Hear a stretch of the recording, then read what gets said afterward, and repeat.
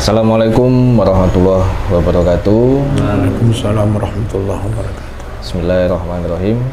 Alhamdulillahirabbil alamin. Bi nasta'in wa ala umuri dunyatin. Shalatu wassalamu ala asrofil anbiya wal mursalin sayyidina wa maulana Muhammadin wa ala alihi wa sahbihi ajmain. Sahabat-sahabat PWNU Bali dimanapun Anda berada, alhamdulillah malam hari ini kita kedatangan tamu yang sangat spesial, yaitu beliau Al-Mukarrom Kiai Haji Marzuki Mustamar, Ketua Tanfidiyah PWNU Jawa Timur. Untuk itu malam ini coba kita akan sedikit ngobrol tentang kegiatan-kegiatan beliau, dakwah-dakwah beliau, program-program beliau untuk NU Jawa Timur. Mudah-mudahan dengan hasil dari wawancara kita kali ini bisa membawakan barokah bagi kita semua, khususnya untuk NU yang ada di Bali. Baik, langsung saja saya kenalkan. Assalamualaikum Pak Yai. Waalaikumsalam warahmatullahi. Ini Pak Yai. Ini dari LTNNU Bali. Jadi malam hari ini alhamdulillah kami sangat senang sekali, bersyukur dengan bisa hadir di tengah-tengah kita. Dan kami mohon bimbingannya bagaimana untuk menjalankan berkhidmat di NU nih, khususnya di Bali. Assalamualaikum warahmatullahi wabarakatuh. Waalaikumsalam. Bismillahirrahmanirrahim. Warga NU, juga warga Bali tentunya, kami terima kasih. Kami sowan ke sini disambut luar biasa. Alhamdulillah. Pelayanannya juga luar biasa. Penghormatannya luar biasa. Dalam bahasa Jawa, suguh kupuh lungguhnya luar biasa.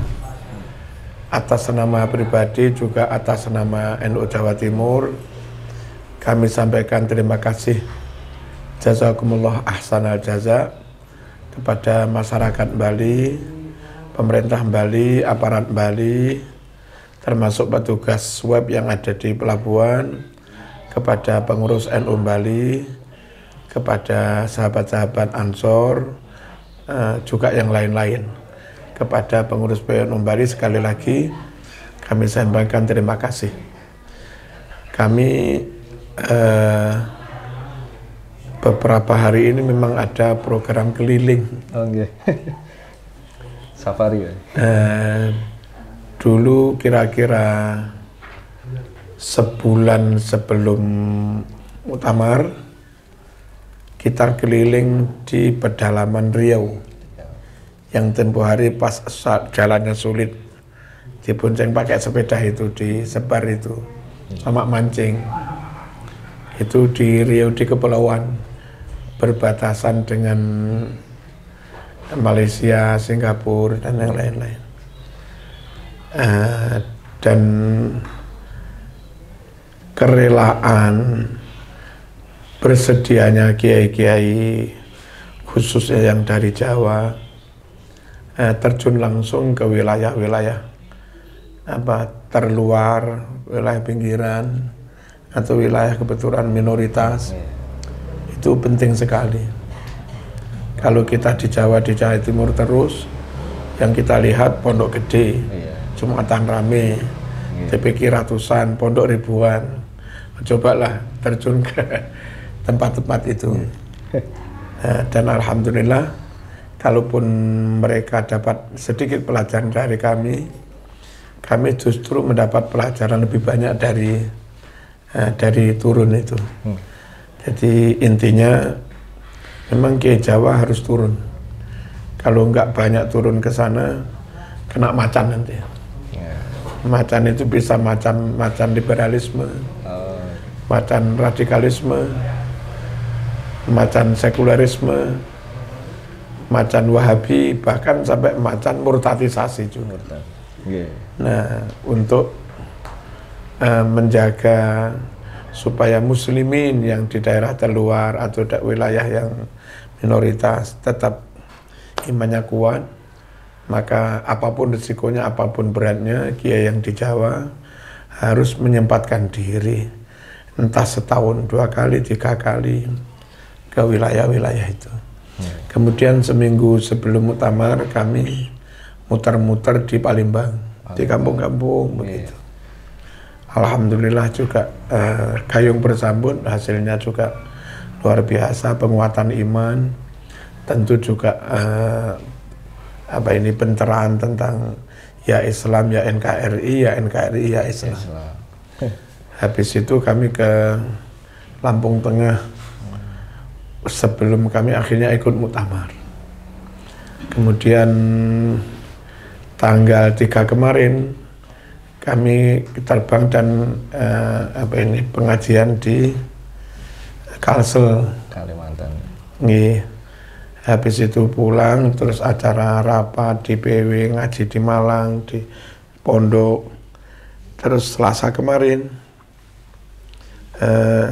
pakai darat ke Tanggamus, Lampung. Lalu malam Jumat ke Tulang Bawang Barat. Jumat sore sekitar jam 4 pulang, Sabtu pagi nyampe rumah. Kemudian ada ngaji dan seterusnya. Terus Sabtu sore rutinan di PW ngaji Mukhtarul Ahadits. Sampai jam 8 malam WIB. Setelah itu ke acara Muslimat Mojokerto. Sampai kira-kira jam 10 langsung kembali. Tadi malam jam 3 nyampe ke Tapang. Jam 3, Terus tadi sekitar jam 8 Bali. Nyampe ke Buleleng. Lalu terus pengajian, terus ke sini ini. Ya. Jadi kita kepingin sekali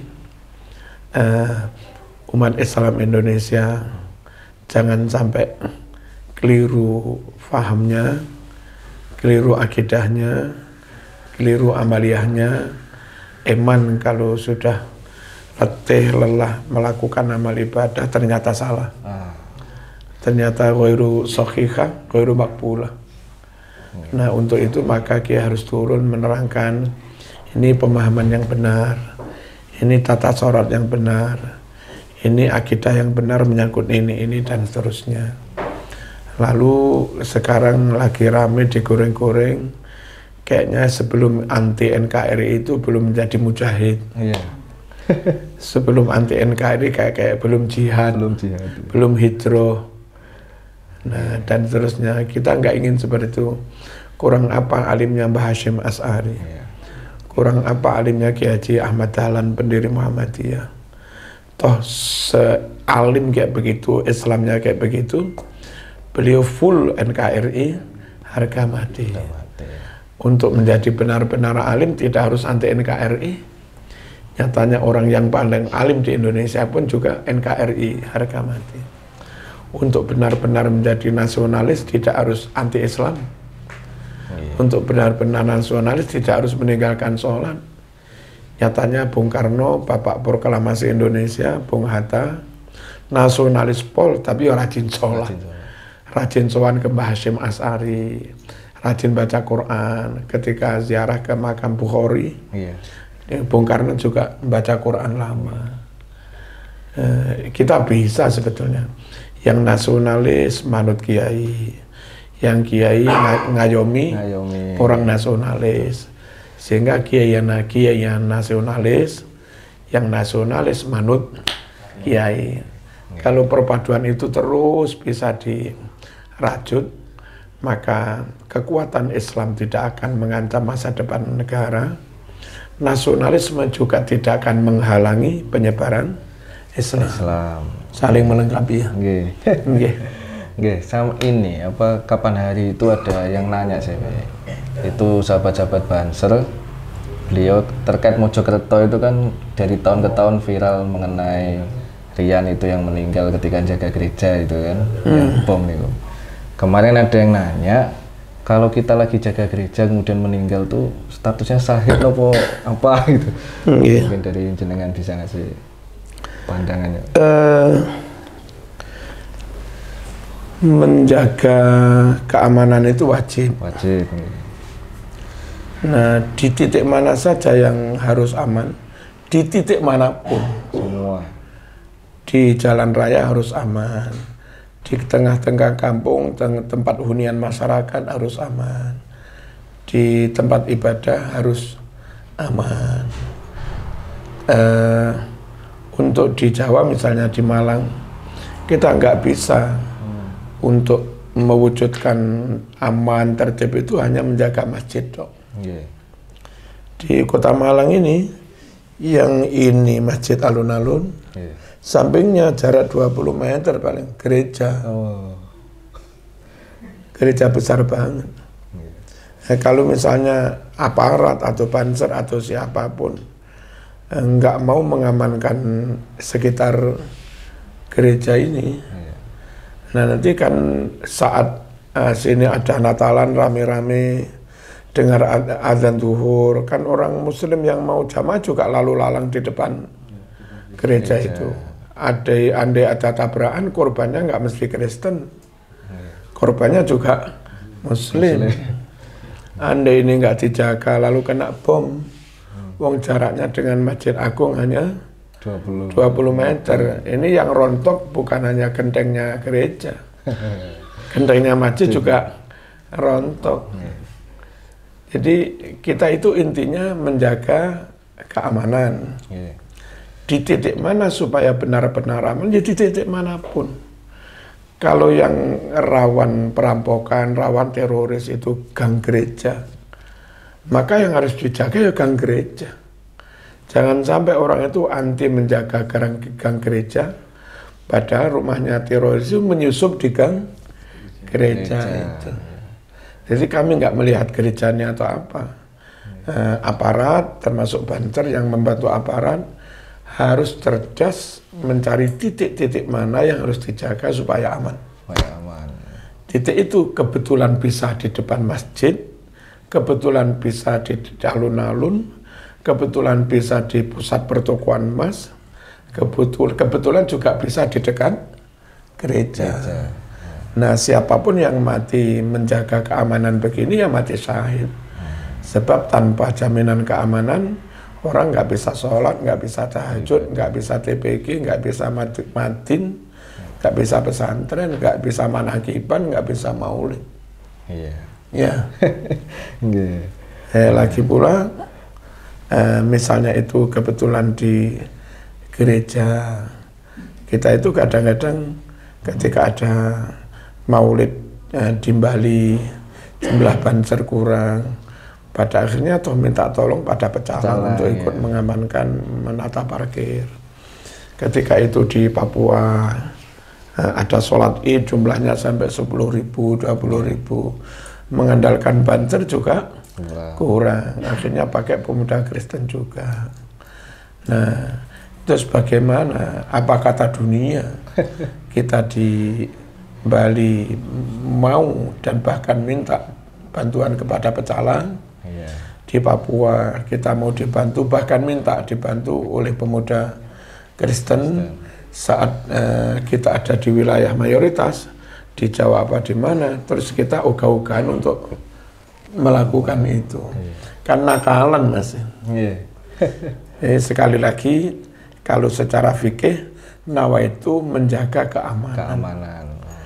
Ya, sekalipun dohirnya di dekat gereja, karena namanya jalan raya itu yang lewat nggak hanya Kristen tok, yang lewat juga Muslim. Ya. Lagi Pak Yai, terkait dengan yang jenengan sampaikan di masjid tadi kan, bahwa sebenarnya semua amaliyah, semua yang dilakukan itu kan sama, kan caranya berbeda. Gitu. Bukan caranya berbeda. Sama-sama melakukan. Hanya kadang statementnya, ceramahnya beda. Beda itu beda dengan kita yang NU, juga beda mereka antara lesan dan perilaku. Jadi nggak konsekuen, nggak konsisten ya. Nah, niku yang agak penasaran itu yang biasanya orang meninggal itu kan 7.40. Nah, itu sering digoreng nih Pak ya. Monggo. Bahwa kita bersedekah ganjarannya untuk Bapak Ibu yang mati itu syar'i. Menurut Abdul Aziz bin Baz juga syar'i. dan hadisnya hadis Bukhari. Nah, sodakohnya berbentuk apa? Nabi nggak ngatur. Duit boleh, beras 1 ton diantar ke panti yatim juga boleh, bikin makanan untuk tetangga-tetangga juga boleh. Tidak boleh yang lalu kita katakan yang ini sunnah, yang ini bid'ah. Wong sama-sama sedekah. Kemudian hari keberapa? Hari pertama monggo, hari kedua monggo, hari ketiga monggo. Nggak melakukan juga nggak apa-apa, monggo, nggak wajib. Tapi kalau Nabi memerintahkan ya sunnah. Nah gitu loh, diwajibkan nggak benar, diharamkan juga nggak benar. Lalu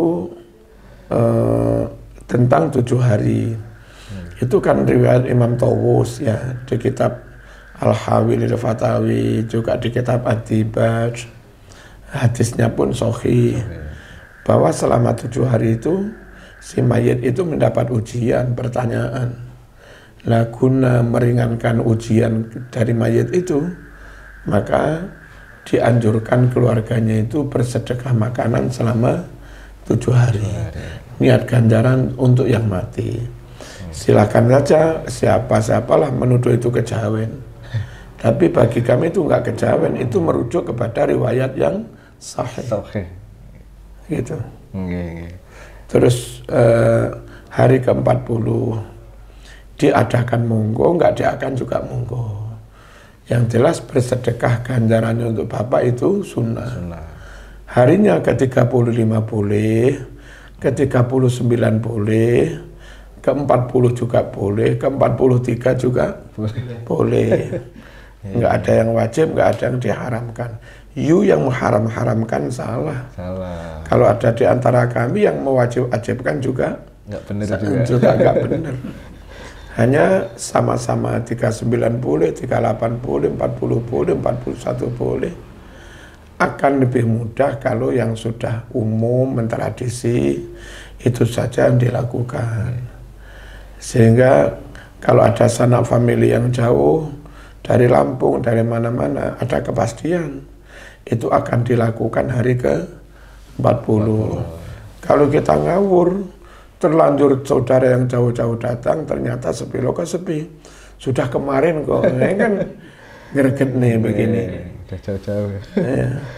Jadi menselisih kesepakatan tradisi itu bukan masalah soal haram, itu jadi nggak baik seperti itu. Nyun sewu. Kadang-kadang bagi orang yang miskin banget, mungkin janda, anaknya yatim, itu kadang sudah ngitung, ibu nggak masak sore iki, Pak itu kebetulan nanti malam pas 7 harian. Kadang mesti harap-harap meniku. Ternyata nggak diadakan besok lusa, ini kan kasihan. Mending kalau 7 ya 7, udah. Kalau 40 ya 40, biar siapapun yang ingin datang harinya jelas. Misalnya nggak datang juga harinya jelas. Lalu menurut kami ya, sama-sama angka 39, 38, 40, 41, 42 itu boleh. Semuanya boleh. Tapi apa salahnya kita itu memilih angka, hitungan hari, yang angka itu sering dipilih oleh Quran. Juga sering dipilih oleh hadis. Angka berapa? Angka 40. Jumatan sah minimal 40.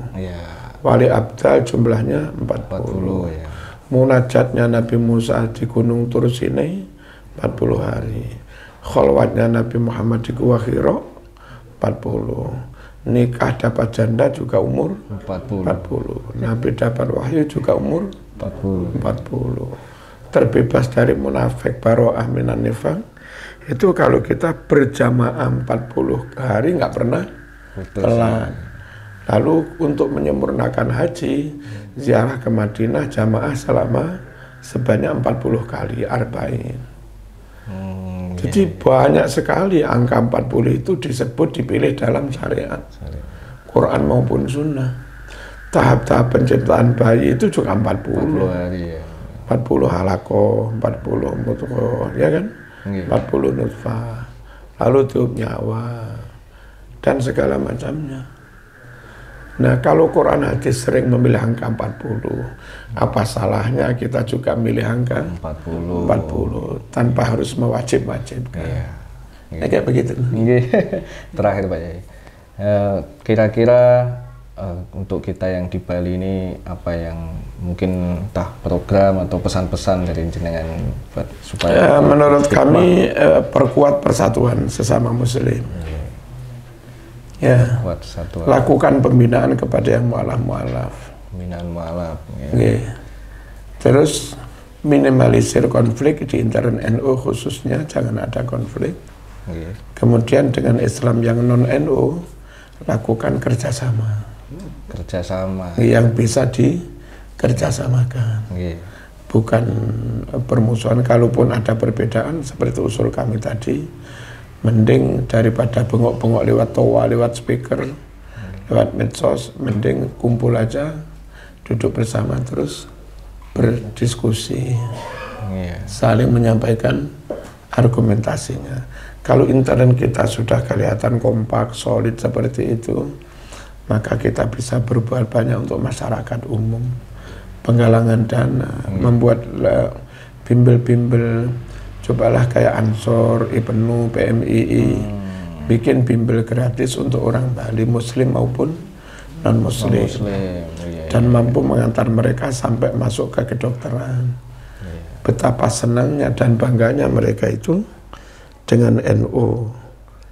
Dan nyun sewu, NU nggak pilih-pilih, benar-benar ngayomi semua, rahmatan lil alamin. Lalu ketika santunan, bakti sosial, bagi dana infak, sotako kan nggak harus kepada muslim. Ya, itu kita nggak beda-bedakan. Ada anak Bali nggak bisa bayar SPP, kita bantu ya. Meskipun non. Ada orang Bali rumahnya roboh, kita bantu program bedah rumah. Meskipun non. Itu luar biasa. Kita benar-benar seperti yang digambarkan Quran itu, kamatsali kasajaratin thayyibatin asluha sabitun wa far'uha fis sama tu'ti ukulaha kulahinin bi'idzni rabbiha. Pohon yang namanya pohon NU itu akarnya mengunjam kokoh di dalam tanah, basisnya kuat banget. Terus programnya kemana-mana, ngetop sampai NU luar negeri. Tu'ti ukulaha, dia siap memberikan buahnya kepada siapapun, muslim maupun non-muslim. Bereskan intern dulu, baru kita keluar. Kalau itu terus kita lakukan, nggak perlu ke orang lain diminta-minta, apalagi dipaksa masuk NU atau masuk Islam. Itu sudah dengan sendirinya. Pokoknya zaman mancing dengan umpan yang gurih banget. Ikan juga mesti semakin gede. Terima kasih Pak Yai atas arahan-arahannya, nasihat-nasihatnya. Mudah-mudahan manfaat bagi kita semua. Baik pemirsa PWNU Bali dimanapun Anda berada, alhamdulillah itu tadi sedikit bincang-bincang kami bersama Pak Yai Marzuki Mustamar.